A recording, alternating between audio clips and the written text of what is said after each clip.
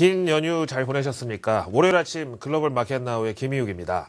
우리가 화요일까지 장을 열고 수목금 3일을 쉬었는데 미국은 그날 밤도 열렸으니까 화수목금 이 4일치 재료를 정리해서 요약해드려야 되는데 생각보다 간단합니다. 그동안 알턴니처럼 시장을 괴롭혀오던 두 가지 이슈가 그래도 희망적으로 해결이 잘 됐거든요. 지난 금요일장 일단 마감부터 보시면은요. 미 증시가 우리 설 연휴로 쉬는 동안 사상 최고를 갔고요.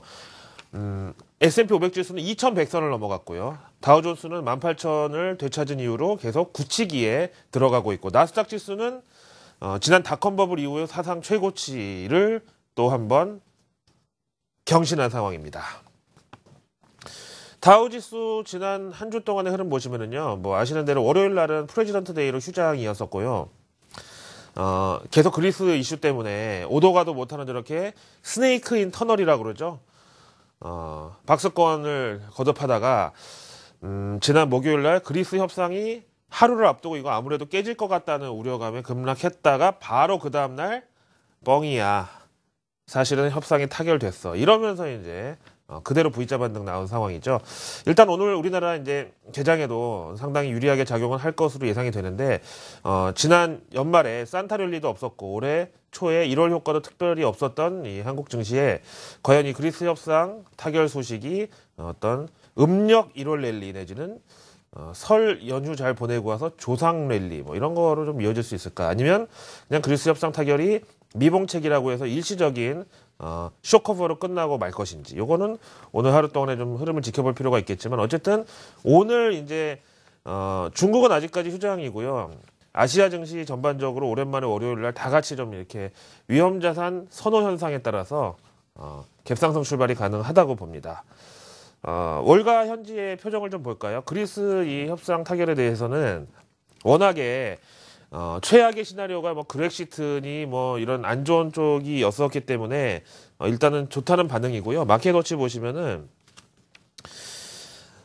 이럴 때 백문이 불여일견이라고 그런 속담을 쓰는데, 이제 금요일 날이 거의 이제 협상의 최종 시한이었었는데 IMF의 크리스틴 라가르드 총재하고 지금 보시는 그리스의 신임 재무장관 야니스 바로파키스하고 둘이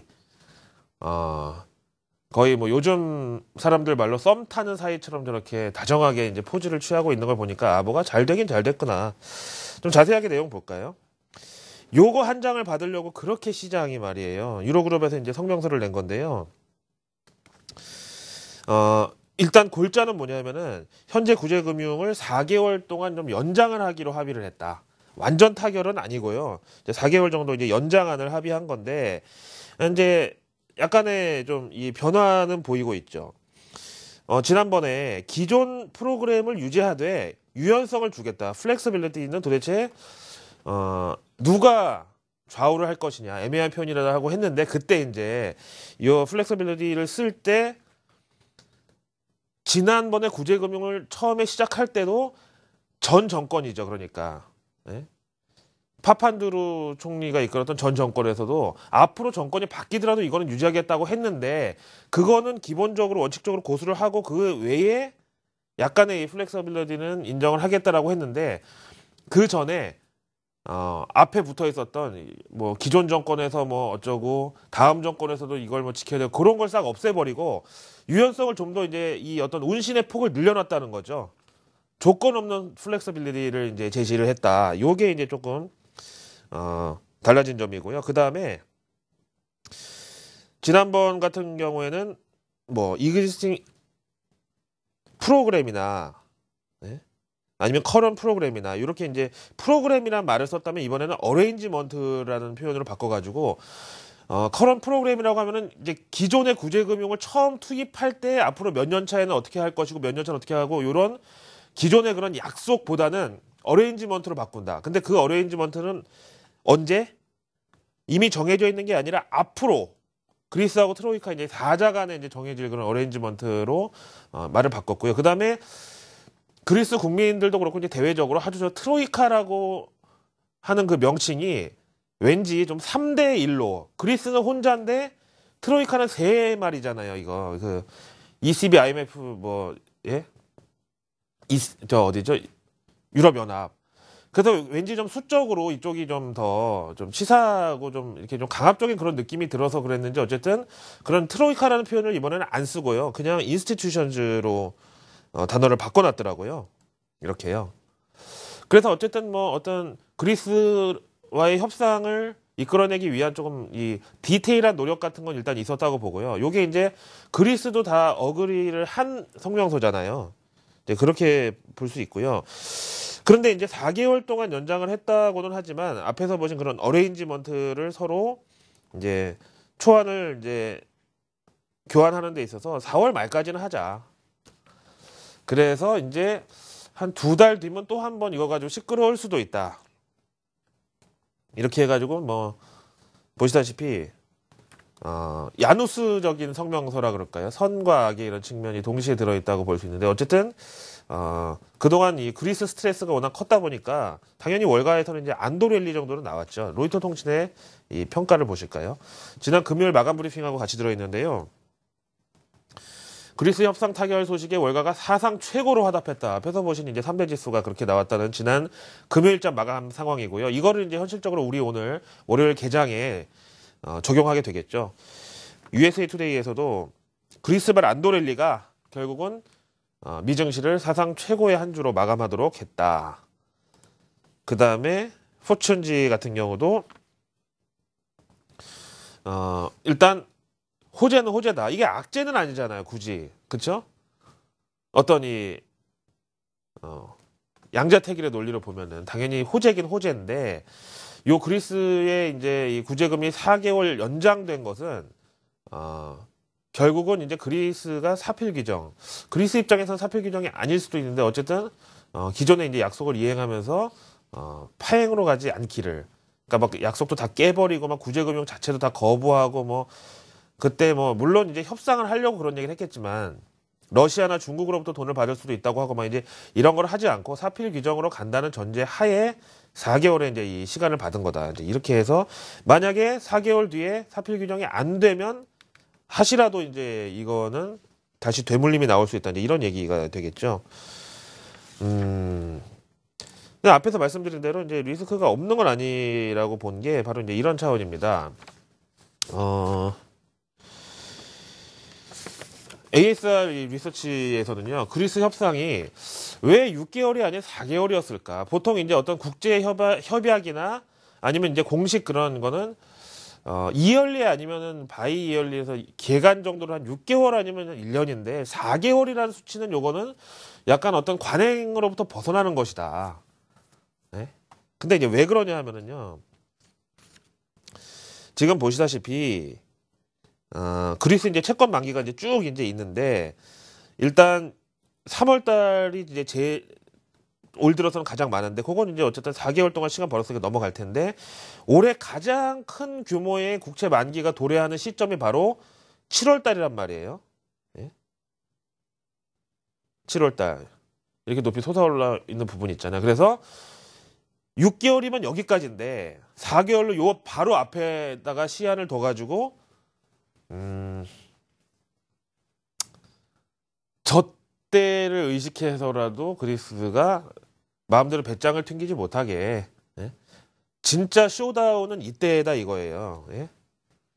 그래서 저걸 앞두고 이제 이 앞에서 이제 트로이카라는 표현을 안 쓰고 인스티튜션즈로 바꿨지만 어쨌든 지금 돈을 꿔준 사람들이 어떻게 하다 보니까 의뢰 신세가 됐는데 그런 거는 우리가 가만히 좌시하지는 않겠다. 이런 의제 표현이었다라고 봐야 되겠죠.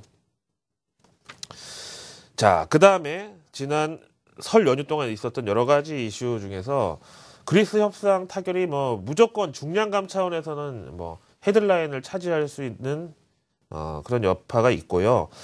그 다음에 이제 우리가 뭐 한참 이 그리스 사태가 해결이 될까 말까 모르고 있던 수요일 목요일에는 FOMC 의사록이 공개됐는데 최근 들어서 연준의 금리 인상이 조금 앞당겨질 수 있다는 우려가 좀 더 컸었잖아요. 좀 어떤 매파적인 분위기가 자꾸 감지가 됐었는데 1월 FOMC 의사록을 막상 열어보니까 연준 임원들은 그 우리 시장 참여자들 혹은 우리 한국경제TV의 시청자분들 혹은 월가의 메이저 트레이더들만큼이나 혹은 더 그 이상으로 금리 인상이라는 이런 명제에 대해서 큰 부담을 느끼고 있더라. 이제 이게 확인이 됐다는 거죠. 그래서 금리 인상 시점이 뭐 이제 최근 들어서 좀 앞당겨질 거라는 우려가 있었죠. 지표가 하도 좋다 보니까. 근데 그거를 다시 원위치 정도를 시켜놓고 원위치 다음에 조금 더 밀어놨다. 이렇게까지는 이제 가능한데요. 잘 아시다시피 이 FOMC 의사록이라는 게 워낙에 이제 분량이 방대하고 그다음에 이제 사람이 한 20명 모여가지고 자기들끼리 뭐 의견 교환을 하고 이러다 보니까 이제 뭐 별의별 소리가 다 나올 수 있을 거잖아요. 이제 그런데 그래서 이제 저는 뭐 집중해서 보는 표현이 뭐냐면은 어떤 이 이제 주제에 대해서 이제 사람들이 얘기를 한다 이거예요. 근데 그게 여기서는 이제 다 동등한 어쨌든 회의 참석자다라는 표현으로 파티시펀트라는 표현을 쓰는데 그게 썸이냐 맨이냐 뭐 메이저 오브냐 이런 얼마나 많은 사람들이 동의를 하니 명제냐 이제 이런 거를 이제 보통 생각을 하거든요. 근데 이제 이번에 핵심 어떤 문구라고 하면은 바로 연준이 이 금리 인상이라는 주제에 대해서 상당히 좀 부담을 느끼고 있다라고 이제 볼 수 있는 그게 뭐냐면 요거는 그냥 이제 지나가는 소리 정도로만 이제 이 밖에를 본다면은 일단은 이제 이 중국의 이 성장 둔화 요거에 대해서 이제 한번 언급을 했고요. 이제 요거는 이제 우리가 우크라이나하고 그리스 사태 요거는 이제 사실 요 1월 FOMC 당시에는 요게 이제 어떻게 될지 모르는 상황이었기 때문에 저렇게 뭐 이게 직접 언급을 했다라고 이제 정도로 얘기를 할 수가 있는데 요 중국에 대한 시각은 있잖아요. 최근에 이제 미국의 입장에서 일본은 지표가 아무리 후지게 나와도 잘 될 거라는 입장이고 중국은 최근에 뭐 후광통 시행 이후로 상해 지수가 저렇게 날아가는 상황인데도 자꾸 우려가 있다고 표현하고 이런 좀 미국의 시각이 앞으로 금리 인상 내지는 금융시장에 한번 큰 파도가 올 때 어떤 이제 충격파가 제한적으로 내지는 차별화돼서 갈 것인가 이런 걸 저로 하여금 생각하게 되고요. 그래서 요거는 이제 지나가는 거니까 말씀을 이제 간단히 드리고 그 연준 임원들의 어떤 금리 인상에 대한 어떤 거부감이라는 건 여기에서 나오죠. 앞에서 말씀드린 대로 이제 연준 회의에 한 20명 가까이 참석을 해가지고 뭐 커레스폰던트도 있고 막 이코노미스트도 있고 막 거기 이제 다 같이 이제 앉아서 회의를 하다 보니까 워낙에 많은 말들이 나오잖아요. 그러니까 이 동등한 입장을 표시하는 파티시펀트 중에 맨이냐 뭐 여기 썸이냐 뭐 이게 중요한데 여기 보시는 대로 맨이 정도면 한두 명은 아니었을 거란 말이에요. 이 사람들이 이제 레이징 레이시라는 금리 인상이라는 직접적 표현보다는 이제 노멀리제이션. 지금 미국의 기준금리가 사실상 마이너스잖아요. 0에서 0.25% 구간금리인데 그거를 이제 정상화라는 건 당연히 올리는 거죠. 거기에 대해서 이 타이밍이 상당히 좀 조심스럽다. 라는 약간의 좀 거부감 내지는 이제 두려움 이런 걸 보였다는 게 시장에서는 비둘기파적인 이런 어떤 색깔이었다라고 해서 좋아했다는 거죠. CME 그룹에서 제공하는 페드와치 보시면은요. 주요 FOMC나 아니면 의사록이나 아니면 옐런 연설 있을 때마다 항상 이제 시장의 리액션이 어떠냐는 차원에서 이걸 보는데 지금 보시다시피 연준의 금리 인상 이 가능성에 대해서 6월은 18%로 상당히 많이 떨어졌고요. 그다음에 7월 역시 39%로 지난번보다 많이 확률이 적어졌습니다. 대신에 9월하고 11월에 이제 이 비율이 많이 늘어나서 9월 58%, 그다음에 10월 76% 이렇게 돼가지고 상당히 좀 뒤로 미뤄졌거나라고 볼 수 있겠고요. 그다음에 이제 일부 친시장적인 하우스 뷰들은 이렇게까지 갔습니다. 이번 연준 의사록을 보고 난 이제 시장의 컨센서스가 어떻게 달라졌냐면은 금리 인상까지 8.8개월 남은 것으로 지금 현재 자체 프로그램으로 계산이 나왔다는 비스포크드 인베스트먼트 측의 자료 보고 계시고요. 그 다음에 그 시점은 바로 올해 11월이 이제 금리 인상 시점이 될 것이다라고 해서 상당히 이런 거는 좀 비둘기파적인 시각으로 많이 옮겨갔다는 거죠. 물론 지금 와서 이제 예측을 하는 거지 이게 꼭 맞아 떨어지리라는 이제 보장은 없고요.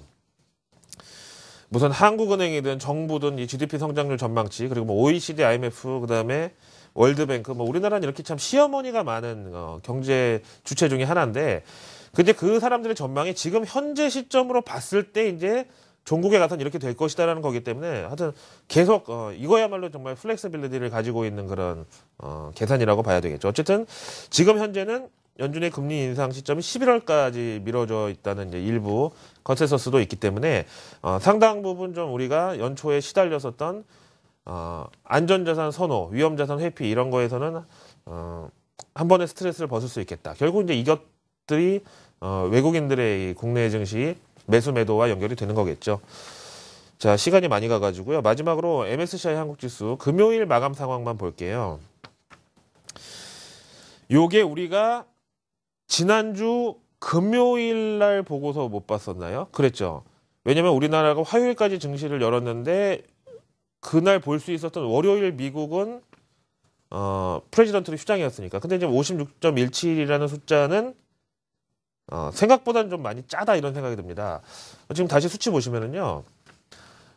그날 이제 지난 금요일 날 그리스 협상 타결 기대감이라고 했는데도 불구하고 56선 초반대에 있었는데 그리스 협상 타결이 진짜로 현실화되고 나서도 이제 큰 리액션은 없었다. 그러니까 그냥 뭐 그것도 선반영된 다음에 이제 이렇게 갔다라고 보고요.